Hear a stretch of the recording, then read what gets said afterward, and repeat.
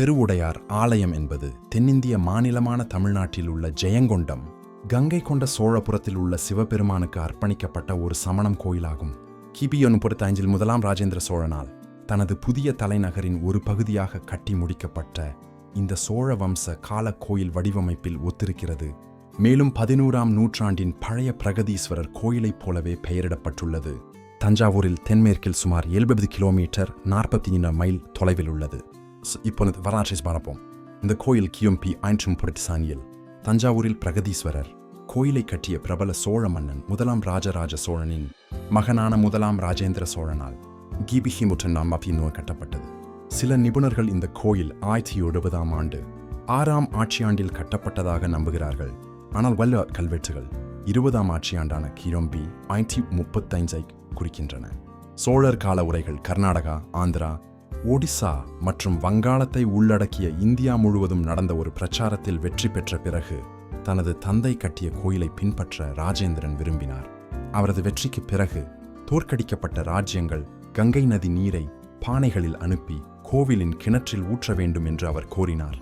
கங்கையிலிருந்து தண்ணீர் நிரம்பியதால் இந்த கிணறு முதலில் சோழ கங்கம் என்று அழைக்கப்பட்டது. தமிழ் மரபின்படி முதலாம் ராஜேந்திரன் கங்கையை கைப்பற்றியவர் என்று பொருள்படும் கங்கை கொண்ட சோழன் என்ற பெயரை ஏற்றுக்கொண்டார். முந்தைய சோழ தலைநகரான தஞ்சாவூரிலிருந்து கங்கை கொண்ட சோழபுரத்தை தனது தலைநகராக நிறுவினார். அடுத்த 250 ஆண்டுகளுக்கு கங்கை கொண்ட சோழபுரம் சோழ தலைநகராக இருந்தது. தமிழ் வாஸ்து மற்றும் ஆகம சாஸ்திர நூல்களில் பரிந்துரைக்கப்பட்ட திட்டங்கள் மற்றும் உள்கட்டமைப்புகளை பயன்படுத்தி பல கோயில்களுடன் முழு தலைநகரையும் முதலாம் ராஜேந்திரன் கட்டினார். இவற்றில் தர்மசாஸ்தா, விஷ்ணு மற்றும் பிற கோயில்கள் அடங்கும். இருப்பினும் இந்த கோயிலை தவிர மற்ற கட்டமைப்புகள் 13 மற்றும் 14ஆம் நூற்றாண்டின் பிற்பகுதியில் அழிக்கப்பட்டன.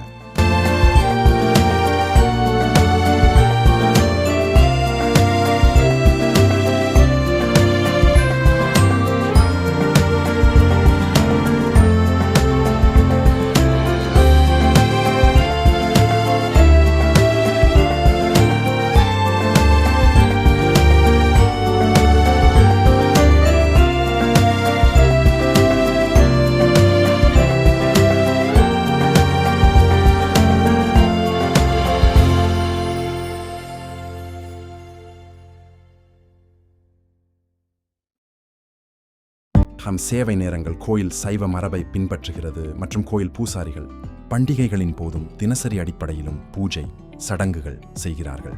கோயில் சடங்குகள் ஒரு நாளைக்கு 4 முறை செய்யப்படுகின்றன. காலை 8:30 மணிக்கு கலசந்தி, மதியம் 12:30 மணிக்கு உச்சிக்கலம், மாலை 6 மணிக்கு சாயரக்ஷை மற்றும் இரவு 7 டிராவல்ஸ் 8:30 மணிக்கு அர்த்த ஜாமம்.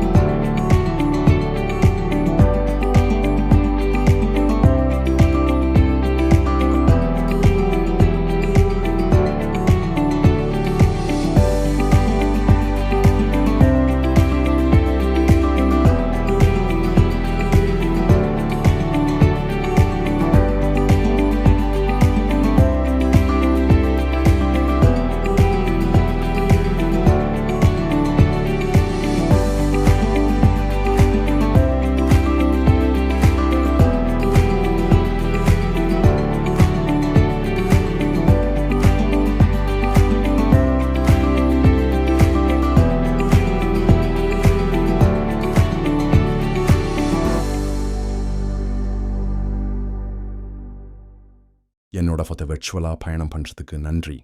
அடுத்த பயணத்தில் சந்திப்போம்.